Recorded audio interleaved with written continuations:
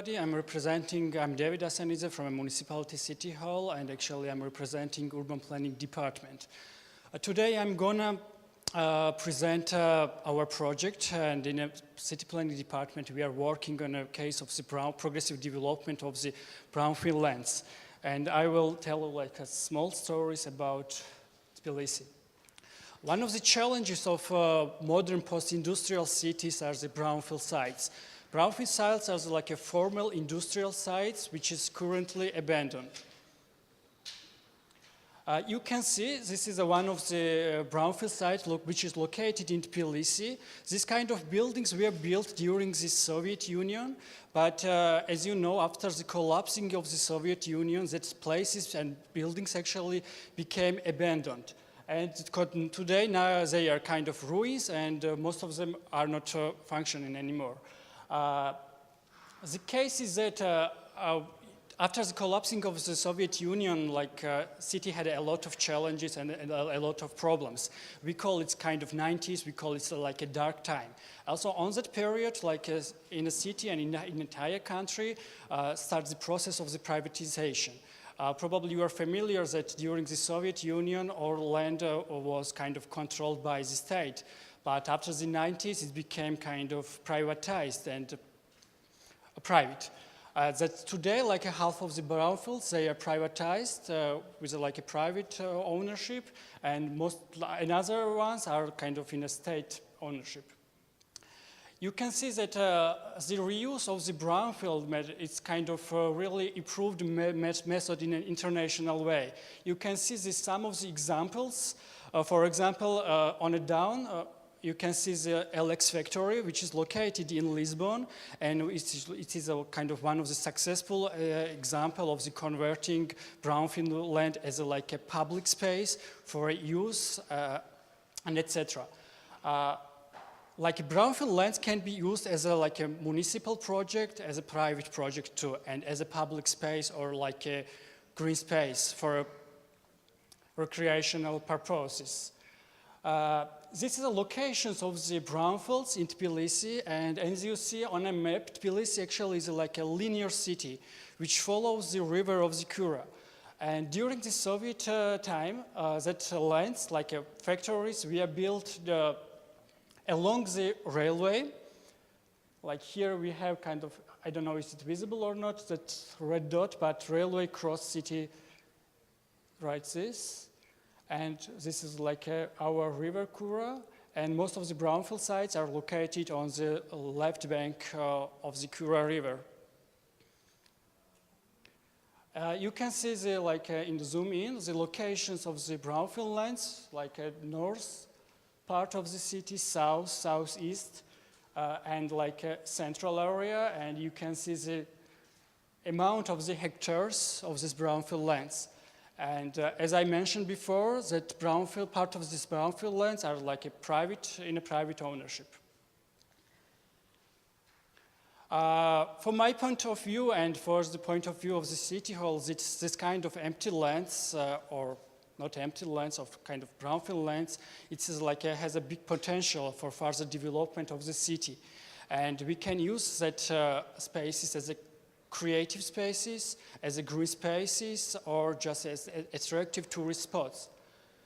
Also, it can be used for a small, medium size of enterprises, and etc. You can see the locations again in a city, but I would like to stress one point. Here on the kind of yellow rectangle, you can see what size is like a downtown of Tbilisi. It's around 200 hectares. And afterwards, you can compare how many brownfield lands do we have in a city. As you know, brownfield lands are kind of connected with the economical benefits. And if we will discuss the economical benefit issues, we can see that brownfield lands can be supportive for economical development of the city.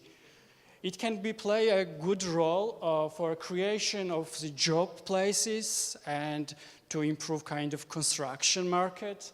Also, it's addressing the challenges of the city, like livability, improvement of the environmental, like tourist destinations, and etc. Also, like it's like unlocking land value. Land value increase can be used for a fund, the site investment, or generate another revenue for the city. On the black dots, this is like key locations of the brownfields, like a north side, middle. This is like a central railway station here, and it's like one of the biggest brownfield in a city. And the orange line, it presents the main railway track in Tbilisi. Here on this map, you can see like with a black line is like a metro line in a city. And in Tbilisi, we do have like only 2 lines of the metro. But in orange line, you can see that brownfield lands are connected with the railway. And it's kind of really big potential for the development of these sites.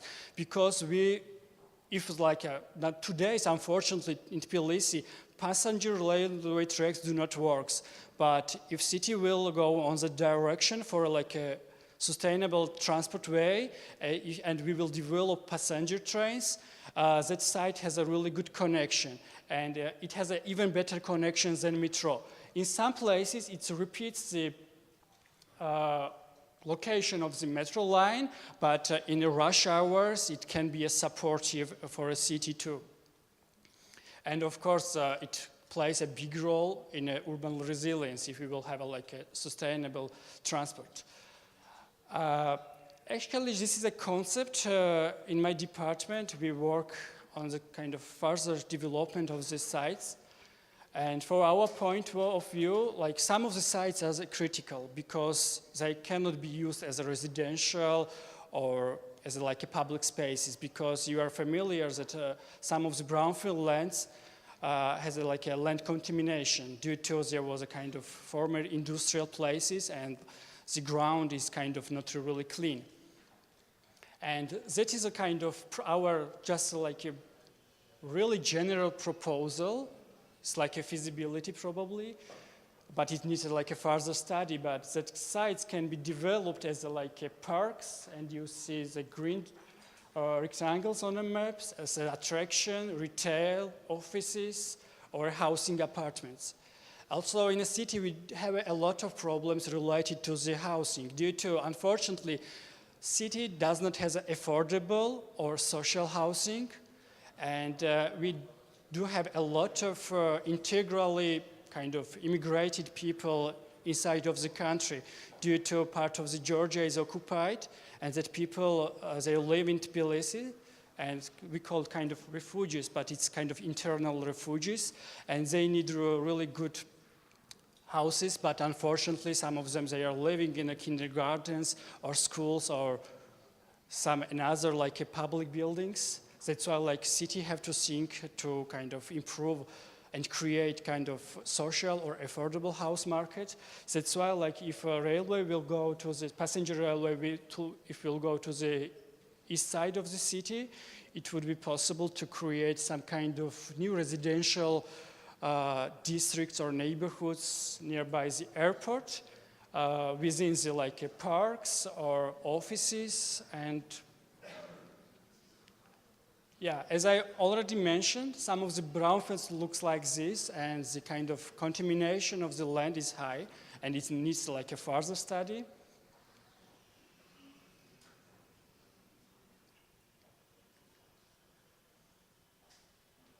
Yeah, as I already mentioned, that it's kind of huge economical benefit, like a brownfield development, as in a commercial way. And this is our ongoing project, Radio Factory.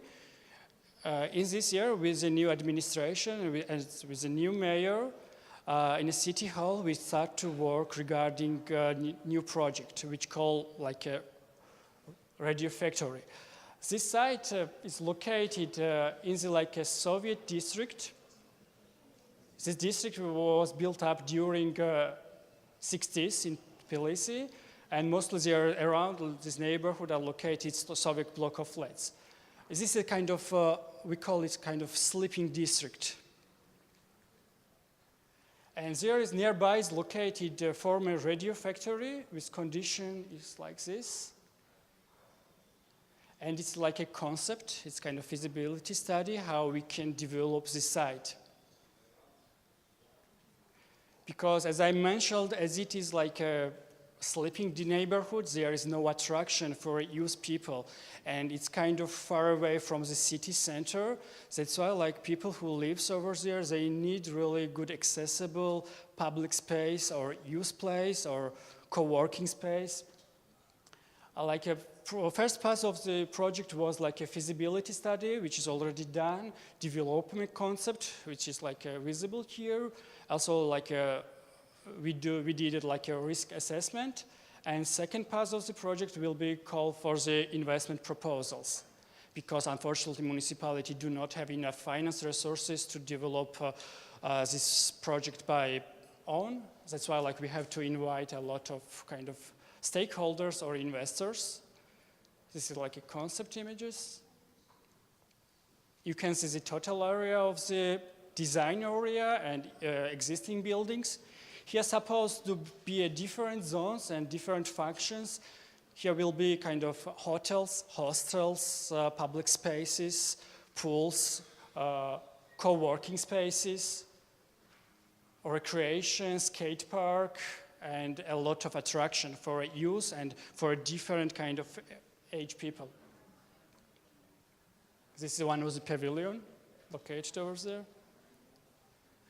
But besides of that, Tbilisi has really good examples of the redevelopment of the former kind of brownfield sites. And it really fits in the context of Tbilisi. For example, our venue today, Rooms Hotel. During the Soviet times, this hotel was former publishing house. But after really creative architects and owners, they decide to convert this building as a hotel. And it became kind of really posh and really attractive place among tourists and among this like a population of Tbilisi, especially the youth. And the second project done by this team was like a Istanbul hotel, which is located nearby next to this building. And also like, but in this case, they kind of kept that original structure of the former publishing house. And when you will visit in a lobby of the Istanbul hotel, you can see the kind of publishing kind of constructions inside. And it's kind of really amazing and spectacular place in a city. And it became kind of, before it was kind of abandoned, and today it's like a main landmark in a city. When like foreign tourists are coming, or even I'm taking my students over there to show the successful example of the converting and reuse of the brownfield site. Another place we do have in the city, it was opened 2 years ago actually, and it's one of the successful case. It's like a fabrica where you can sleep, eat, drink, design, create, interact, or learn and share. And actually, Fabrica was kind of really first place in a city with a kind of public space, I mean for a use, because of course in the downtown we have a lot of pubs and bars, but they are spread out in a city. But here everything is kind of combined in one space, and it's really good spot, especially for Friday or Saturday evening, to spend time with the friends and to meet new people actually. This is like former photos of the Fabrica. It was like this after the Soviet time.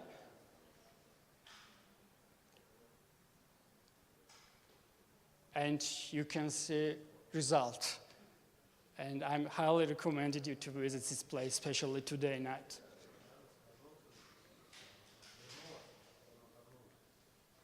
Yeah, and in a finally, to wrap up my presentation, the importance of having is like a clear strategy and achievable plan for brownfield developments. Of course, like a political will and community involvement plays a key role in this process. also like effective organization structure and realistic and reliable source of finance. And of course, this kind of project should be achievable. Thank you very much.